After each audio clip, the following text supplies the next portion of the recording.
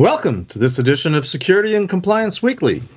We have a special show planned for you today as we welcome our first time ever father and son guests, none other than Tony and Thomas Sager, both of whom work for the Center for Internet Security, or CIS, as some of you may know that. The Sagers are here today to lead us in a discussion on the importance, value, and challenges of cross-mapping the numerous cybersecurity frameworks, requirements, regulations, and standards that so many of the enterprises out there are required to follow, as well as provide proof on an ongoing basis. I know I have questions, so it should be an informative and enlightening discussion. Join us as we continue our journey of tearing down silos and building bridges on Security and Compliance Weekly. This is Security Weekly, for security professionals, by security professionals.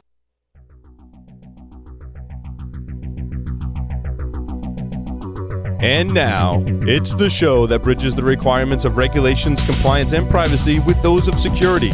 Your trusted source for complying with various mandates, building effective programs, and current compliance news. It's time for Security and Compliance Weekly. We're proud to announce CISO Stories, a new podcast series in partnership with Cybersecurity Collaborative and Cyber Reason. CISO Stories features the candid perspectives and experiences of frontline senior security executives and dives deep into timely security topics. CISO Stories is hosted by Todd Fitzgerald, VP of Cybersecurity Strategy at Cybersecurity Collaborative, and Sam Curry, Chief Product and Security Officer at Cyber Reason. Listen weekly as they speak with extraordinary CISOs by visiting securityweekly.com/CSP. Welcome to episode 92 of Security and Compliance Weekly, recorded on October 26th, 2021. I am your host, Mr. Jeff Mann, and joining me today are some late substitutions because we had some people have to bow out at the last minute for unforeseen circumstances, but I am happy to welcome Mr. Tyler Robinson and Mr. Adrian Sanabria to the show. Gentlemen, welcome. Hey, thanks. Thanks. First time on Security and Compliance Weekly. This could be interesting. Yeah, as co-host, I think I've been on as a guest. That's right. Tyler, this is a first for him. Tyler, we're talking compliance today. I hope you can roll with that. I will try and keep up. Okay. Hey, a few announcements before we jump into the things. The first announcement is extremely important, and I should really tie a string to my finger because I need to hear this as much as anybody. Starting this week, October 25th, we are changing our recording lineup. Most importantly, Paul's Security Weekly is going to be broadcast on Wednesday night this week from 6 p.m. to 9 p.m. Eastern Time. Also, Enterprise Security Weekly is now going to be live streaming on Thursday afternoons from 3 to 4:30 p.m. Eastern Time. You can view our complete live stream schedule by going to securityweekly.com/live. I did that. It's there. It's very informative. Also, Security Weekly Unlocked will be held in person this December 5th through 7th at the Hilton Lake Buena Vista down in Florida. You can hear keynotes from Alyssa Miller, John Strand, Leslie Carhart, and Dave Kennedy. Visit securityweekly.com/unlocked to register and check out the rest of the lineup. All right, enough of the formalities. It is my distinct pleasure today to introduce today's guests. First, Tony Sager. He's Senior VP and Chief Evangelist for the Center for Internet Security. And his son, Thomas Sager, is also an employee of CIS, where he's an Associate Cybersecurity Engineer, but more commonly is addressed as the Chief Cartographer, as he leads CIS efforts to cross-map all sorts of cybersecurity frameworks, regulations, and standards, which coincidentally is what we're talking about today. Gentlemen, welcome to Security and Compliance Weekly. Thanks, Jeff. Thrilled to be here. All right, it's weird having two people that we're interviewing. I'm going to have to address each of you individually so we're not fumbling over our responses. First of all, full disclosure, Tony and I actually used to work together back at the hallowed halls of the National Security Agency. In fact, we were part of the formation of what was the premier, what did we call it? I'm forgetting the advertising. But anyway, the Systems and Network Attack Center, or SNAC. Maybe you remember how it was advertised, Tony. I remember some of those days, Jeff, and it was a classic. Exactly. It was in the sort of serious bit of history. It was the earliest analytic organization dedicated for defense on the sort of network security problem, right? Really understanding the vulnerabilities, both in technology but also in operational systems. And so there was a real watershed moment in the evolution of what we now call cyber defense. But I also will share with you the inside story. That SNAC acronym, it was a classic bureaucratic exercise. The boss, we argued for hours over names, and he said, well, I like the acronym SNAC. Somebody come up with a name that fits it. And therefore, that's where the name came from.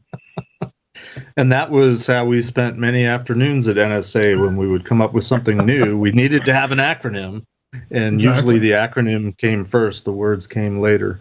Also, just as a tidbit of history, Tony's office used to be directly across the hall from my office, which some of you may know was referred to as the pit.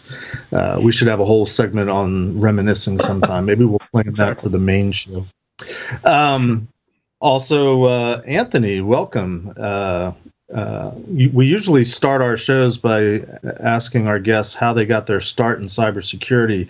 Thomas, I'll start with you. Having a father that worked at an intelligence agency and in the field of cybersecurity, what were you thinking? How'd you get your start in cybersecurity? Well, like many people, I spent my youth alternating between wanting to do whatever my parents did and wanting to do the complete opposite of whatever my parents did. My first dalliance in cyber was when I was still in college. I took an internship under Mike Asante. He was a really pillar of the ICS system industry for quite a while now. And I, at the time, I fully did not intend to go into the field. I was an econ major, and I was sure I was going to make a lot of money doing something that sounded a lot more solvable. But I discovered that I really loved the work, and a couple of years later, when I had the opportunity to get back into it, I jumped at the chance. Well, that's great, and hopefully it's okay that we can say you didn't follow in your father's footsteps. We can say you followed in Mr. Asante's footsteps. Sounds good to me. Tony, you predate me at the agency by a good 8 or 9 years. How'd you get your start in cyber, and how'd you end up at NSA? Well, I'd say completely by accident, Jeff. I was an undergrad math major, and my career goal was basically I'd worked at Aberdeen Proving Ground, if anyone knows that place, and in what then we called operations research, so mathematical studies of how to make guns and rockets and bullets more effective and so forth. And I had a summer job sort of carrying card decks, Fortran card decks for mathematicians, and drawing the output on pieces of paper. And I thought that's where I'd wind up. But in my senior year, the beginning of my senior year at college, I bumped into a guy who had graduated a few years earlier. And he'd just come back to talk to one of the professors. And we get to talking, and he said, well, what are you going to do after graduation? I said, hope to do this. And he goes, you ever think about NSA? And I thought, NSA, is that where they do the rockets and stuff? NASA? He goes, no. And he gave me a phone number and a brochure, which I still have to this day, that I made a call to some mystery office, wound up taking a math test and, sort of squeaking in as a cryptologic mathematician. It turned out that guy, who's kind of lost to history, but his first name was Peter, was like the perfect NSA person of the mid-'70s. He had an advanced degree in math, American citizen, and grew up in a Russian-speaking family. So he was like, he could have worked anywhere in the State Department or any sort of military kind of job. And that really started me on the cryptologic mathematician path in 1977. But my life changed on the cyber path, and no one knew what that meant at the time. In about 1981, I switched career fields into computer science. And it was because I was fascinated by stuff like the Apple II, if you remember that, and the original IBM PC. And that was just starting to appear in government systems. And I just thought it was fun. It was really interesting. A computer that would fit on a desk was like such an amazing novelty to me. So I switched my career field. Of course, mathematicians were telling me I just ruined my career by moving into computer science. But that's what let me ride the wave that we call cyber today. Went through looking at software and looking for 0 days and looking at software and systems, doing critical functions and then operational testing. You came in kind of in that generation of, okay, it sounds good in the lab, but how does it act in real life? So I've just been riding the wave ever since. That's a good way of putting it, and it sort of fits with the sort of the way you set up our conversation today is trying to map the ocean of compliance standards. Mm-hmm. Before we jump into the topic at hand, one final question for both of you. We call it the hot seat question, and because we're a show that attempts to talk not only about security but also compliance, we just ask just to level set and get to know you a little bit where you fall on what we like to call the security versus compliance continuum. Tony, how about you? I'll let you start. So where do you fall on the security versus compliance continuum? Yeah, the common phrase that gets used by old security wizards, right, was, well, compliance does not equal security. Okay, well, thanks very much. I have a list of things actually over my whiteboard, a list of statements that old cats like me say, and I call them technically true but not very helpful. And I put that statement in that category, right? Yeah, I mean, compliance is not equal to security, but the notion of compliance is an important one, right? That we have to have some way to establish, I'll call it basic behaviors, expectations, sort of the technical and social expectations of the kind of security I should expect when protecting anything from a credit card to any sort of financial transaction. And so compliance is part of the way that we socially deal with risk. That is, we expect a certain set of behaviors. And it doesn't mean that they're perfect. What it means is it sets a floor of kind of expectations, and it allows consumers to make decisions without becoming experts themselves, right? We always have this hope in cybersecurity that, well, if we just educate everybody and make them more aware, then they'll be really smart and they'll make all the right decisions. And that has never worked in my career yet. So the notion of compliance is an important one, but it's a starting point.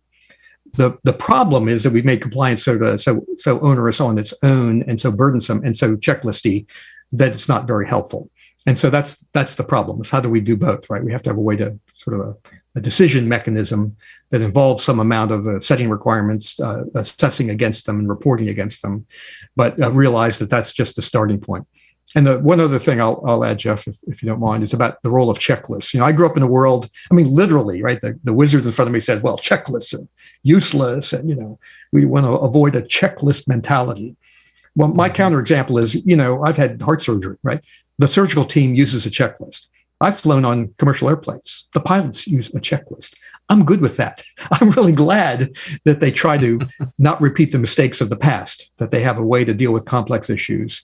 That doesn't mean the pilot shouldn't have great judgment and great experience. It just means the grunt work kind of gets out of the way. So I'm a big believer in the role of both compliance, also in checklists, but as a starting point, not as the finish, obviously. Thanks. Heck, these days I use a checklist just to get out of bed in the morning, almost. So Thomas, same question to you. What is your view? What's your take on this thing that we call the security versus compliance continuum? Well, I'm inclined to agree with my father here on most of that. Earlier on, before I'd kind of gotten into the nitty gritty of, had worked directly with auditors and had, kind of developed an appreciation for some of the onerous stuff that you have to do to, say, operate a bank or what have you. I'm fall pretty firmly on the compliance side of things. We make it a lot harder for ourselves than we need to, and I'm not here to claim that I have a solution for that particular problem. But you have to prove things. That's the thing. Like if you just say your security is good, that's all well and good. But does your boss believe you? Does your insurance company believe you? Does a company that might consider buying your company believe you? Like, this isn't the Wild West anymore. It's not about like what you can claim. It's about what you can prove. And I think it's clear that is where the industry is leading. Gotcha. So, keep going, Thomas. Why don't you introduce the topic and sort of lead into, what you're doing in terms of trying to map all these essentially compliance frameworks that are out there. Yeah, I mean, the simple fact is you don't have to be a enormous multinational corporation to have like a dozen or more frameworks that apply to you and what you do. And at least like a third of all of these is going to be covering the same ground anyway. There's got to be a way to simplify that. Maybe we could cover, a lot of the basics with a single government framework. But of course, every time you add a new framework, you're just adding another competing framework. There's no getting around that. But if in your normal business ventures, you're obligated by different legislation or partnerships or industry, you're obligated to follow a dozen or so different frameworks. Knowing what things you've already covered is an enormous time saver, if nothing else. So, full disclosure to you, Thomas, I've been a QSA, a Qualified Security Assessor, working with PCI for off and on for the last 17 years, going back to 2004. So I lean a little bit heavily towards PCI, sometimes to the chagrin of my co-hosts and others. But let me just throw it right out there. You guys obviously are sort of a quasi. And forgive me if this is a mischaracterization. I consider CIS sort of a quasi-government group. You focus very much on the government regulations and frameworks. Maybe let me start by asking you, what are sort of the big ones that you see? That probably ones we know about, but what are the ones that are most important from your research, or the ones that we should pay attention to, and hopefully PCI makes the list? I think it's pretty clear that it does. I think PCI is on the top 5 of any list you find yourself having to do, just because it touches so many people. I think that overall we see a lot of emphasis on the more fundamental NIST ones.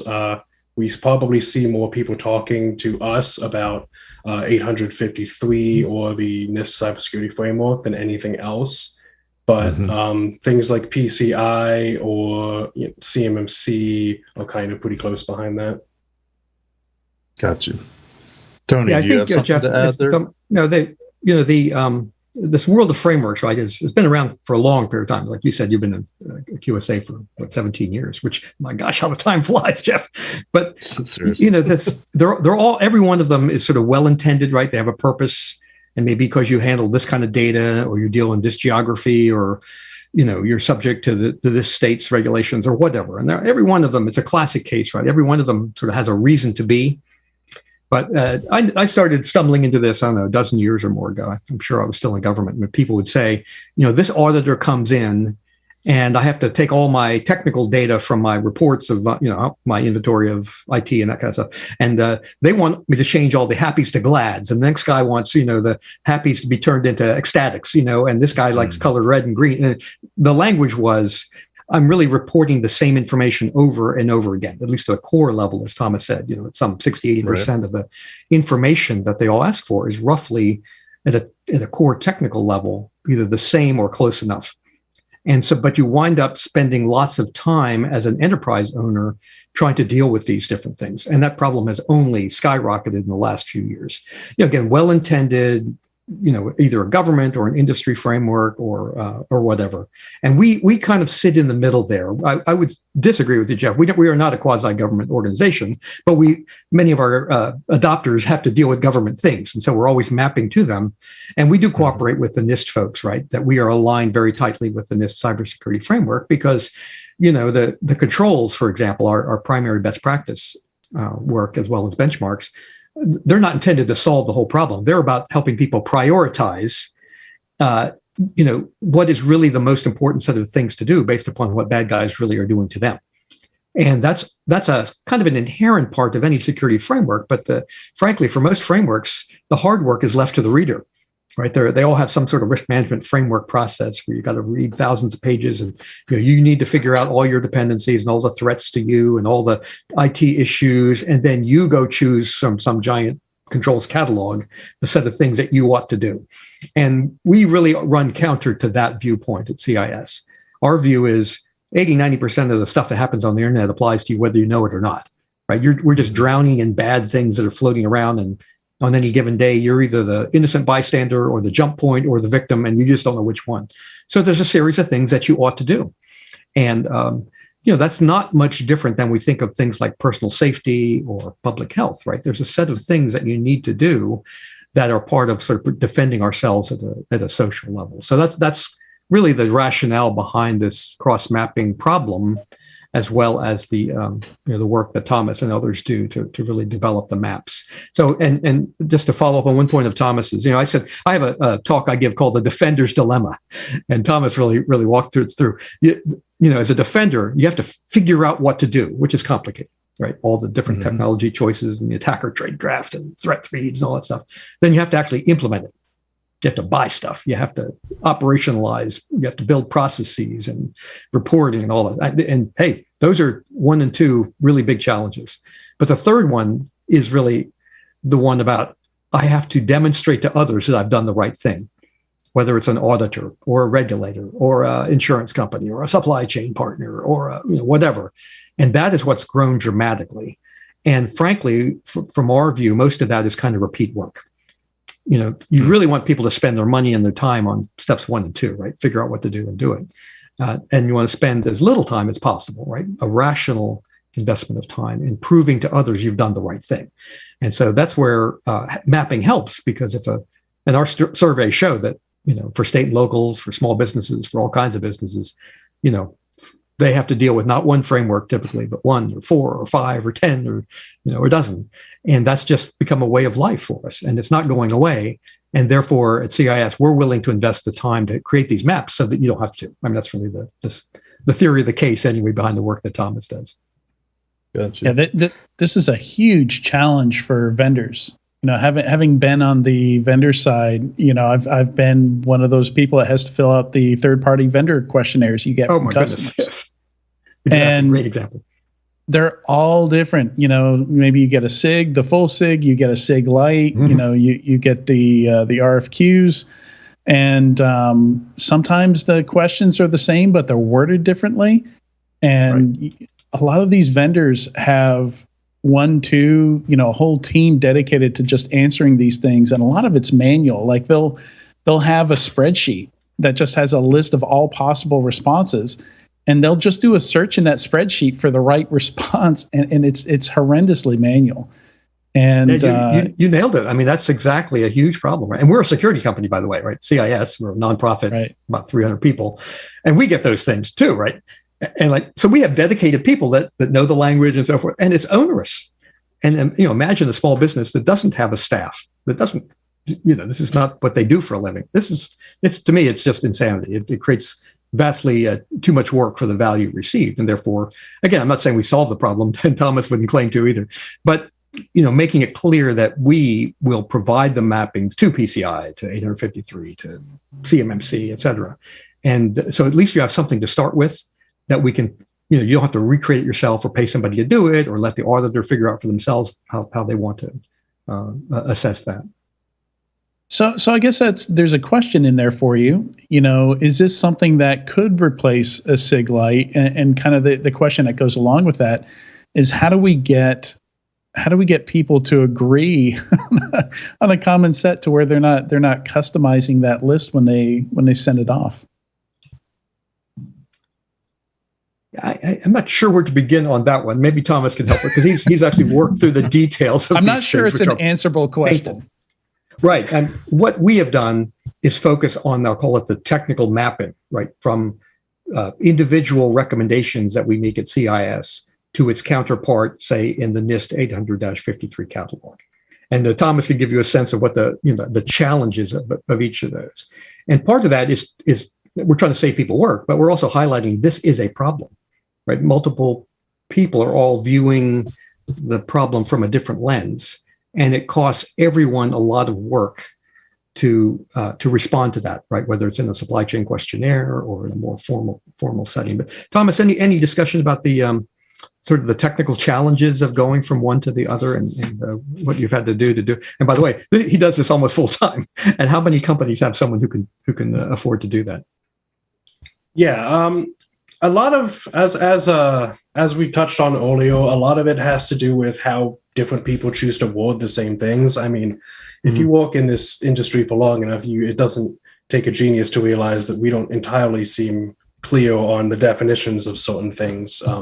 I've worked in multiple companies that seem to have their own definitions of things like mobile code or whatever. So despite the best intentions of several people I've worked with, there's no good way to just kind of do it by searching for the keywords a lot of the time. I think unifying language would be a huge gain for this sort of behavior, this sort of work, because there's just so little consensus on how exactly these things should be worded, or like, if one framework says something and calls out a specific technology, and another framework says do this thing, and the most common way of doing that thing just happens to use that specific technology, but they don't say that specific technology. You have to know all of these things, and you have to put all these things together, and not everybody has that ability. I mean, the average person that like is reaching out to me, I feel like, is the security person by default, and is just trying to make sense of like, how the heck am I supposed to work some sort of relationship between these two frameworks? And I feel like we intentionally make it hard. Yeah. Well, Tony and I started in an organization that had, a standard for definitions. I happen to have a copy of it. Well done. Good pull. What happened? I mean, it was all in here. Where did we go wrong? And why does NIST publish that version of that document these days? Yeah, as people probably have figured out, right, having spent most of my professional lifetime in federal government, right, there is no monolithic thing called the federal government. There's a bunch of agencies who on a good day cooperate with each other, and on a not a good day don't. And so there's all kinds of these glossaries and definitions. And there, by the way, it's hard to keep up with. Things change. Even the industry, there's different naming, and some of this has to do with marketing and advertising and creating names so you can distinguish yourself from the competitor and that sort of thing. So it is not trivial to standardize the language or the level of abstraction. What Thomas was talking about, was some people can be very prescriptive and discrete in the thing that they say you need to do, and others can be sort of more vague, right? And I would say frameworks cover everything from what I'll call the microscopic to the cosmic. Have a firewall, or it could be do good in security and write me a paper that says you did good. There's not too much of an exaggeration of the range of things that you have to deal with here. So I think that's part of the problem, that there isn't going to be one for lots of reasons. But that does not, back to the question, right? How can we do better? We have done a couple of things from CIS. Like if you look at the way we developed, we just released it in the last year, the CIS Critical Security Controls version 8. And what we did there in a break from what we'd done in the past was to reach out directly to a couple of key, I'll call them kindred spirit nonprofits that handle parts of the stack much more deeply than we do at CIS. I'm talking specifically the Cloud Security Alliance and SafeCode. And rather than us make up our own language about, for example, software security or about cloud security, we proposed a partnership to each of them to say, would you guys participate in our next generation stuff? And maybe we could synchronize our roadmap with your roadmap and start to synchronize language. And that rather than, in the past, we would have said, cloud stuff is really important and go look at the Cloud Security Alliance. So we'd point to them, which is a nice thing. They'd point to us and say nice things about us. And that's useful, but it doesn't really solve much. And the idea was to go a level or two deeper to say, no, let's get them directly involved as we update our products. And then the changes can be reflected in both their roadmap and ours, right? So their idea is we're trying to build alliances with other creators of recommendations or frameworks so that we can start to kind of organically deal with this. Now, I believe that if you tried to say, okay, there was a federal government mandate, everybody that writes these things needs to get together and agree on language. Well, 10 years later, we'd still be arguing about the basic definitions, right? We won't get there from the top down. I think we have to approach it more organically and say, folks like us just need to reach out and say, we're willing to give up a little sort of control here in exchange for simplifying the problem for everybody that adopts us. and you get to do the same, right? Cloud Security Alliance or Safecode as two worked examples for us. In my experience, it's been more productive not to, although I want to have everybody agree on a common definition, which is generally my definition, which I get from the InfoSec glossary. But I have found it more productive if you can at least have a discussion about terminology, find out what the people you're talking to are working with, how they define a term, and sort of work within their limits, or work within their framework, at least from a verbal construct. Even if you have to bite your lip and say, that's not exactly what that's supposed to mean. It's also interesting. You guys are both talking about sort of the promise, the problems with the frameworks being too prescriptive or not prescriptive enough. PCI gets that all the time. I have conversations with people that talk about PCI being so onerous and so overly prescriptive, and my initial thought is, wow, you've never actually read it, because it's one of the least prescriptive standards that I'm aware of out there, because most of it says have a firewall, set it up correctly according to somebody's standard, like CIS. CIS is mentioned predominantly in the PCI standard.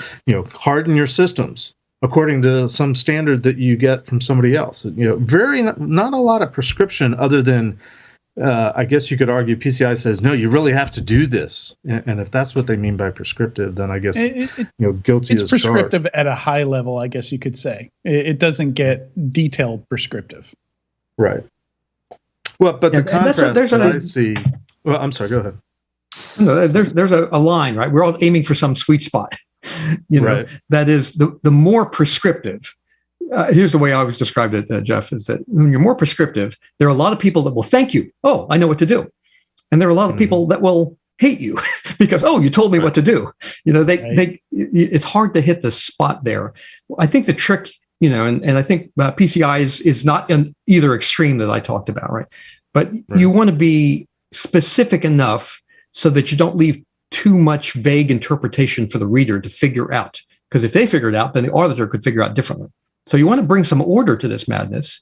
At the same time, you don't want to lock people into an old way of thinking about the security problem and its possible solutions. So in the early days of like the CIS controls, usually what happens, vendors would show up and they say, hey, we love your work, but we got a better way. We have a better mousetrap here. We don't even have to deal with that problem because of our technology. I'd say, fine, prove it to me. Tell me what problem you think we're trying to solve with our recommendations, and then tell me how you have a different solution and why it's legit. And I'd say about 50% of the time I wound up modifying, the controls based upon that. And the other 50% of the time they went away. They didn't have a good argument. But, what I was always looking for was if there's a different approach to solving kind of a classical problem, you want that to be encouraged, right? And so, but you don't want the requirements to be so vague that we're spending an extraordinary amount of time interpreting, right? Reading the tea leaves and then letting the next person interpret them differently. So that's the trick that I think we all would like to get. And I wouldn't say we solved it CIS, but we're very conscious of this. I'd put some of this, Jeff, and I'd appreciate your thoughts on it too, is, we're sort of transitioning, I would say, between what I'll call a manual method, right? A bunch of smart people sit down, write a document. We think, you should do A through Z, do all this stuff. And here's the document. You go read the document, interpret the document, and you go build security. And then someone will come in after the fact and assess that you did a good job or that you didn't.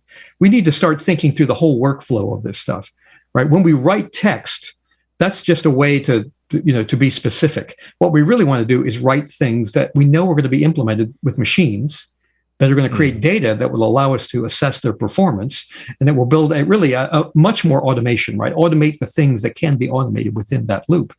And so if you write long, complicated narrative paragraphs, here's a bunch of stuff, here's what you're trying to do, then you leave lots of interpretation, and therefore the next person will interpret it differently.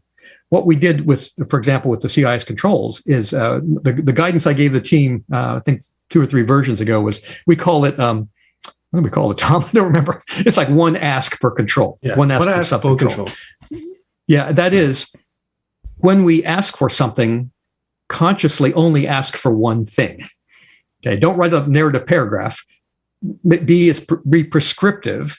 And when you write that thing, try to write it in a way that we know what to measure to make sure, we're writing it to be implemented. We're writing it to be automated, not to be read through tea leaves by the next interpreter, right? And it sounds trivial, but it's actually more complex than you might imagine. And that's one of the problems that Thomas has had to work, right? If we ask for one thing, 5 things that we ask for, we've deliberately broken them out so that they're simpler to manage, write a test for, come up with a measurement for. That might correspond to multiple paragraphs, for example, in this document or in somebody else's. So that's a big part of unraveling the complexity, is to start thinking about level of abstraction and to try to be, I won't say more specific, but more discrete, right? When you ask for something, ask for one thing, if at all possible, because otherwise you're just creating more and more mappings and work and complexity. It's actually great advice for writing emails too. Actually, that's right. That's right out of the book. Like how you have to talk to your boss or executive management. Only ask one question in an email. Hey, let's take a break. Bosses have a limited attention span. Well, that's their excuse anyway. They're all supposed to be smarter than all of us and able to, leap tall buildings in a single bound and multitask. But exactly. Let's take a break. We'll come back. I'm curious to see what this all looks like. Hopefully, Thomas can kind of give us some examples of what the work is he's been doing, and then we can talk a little bit about the application of it in our jobs and in our workforce. So stay tuned. We'll be right back.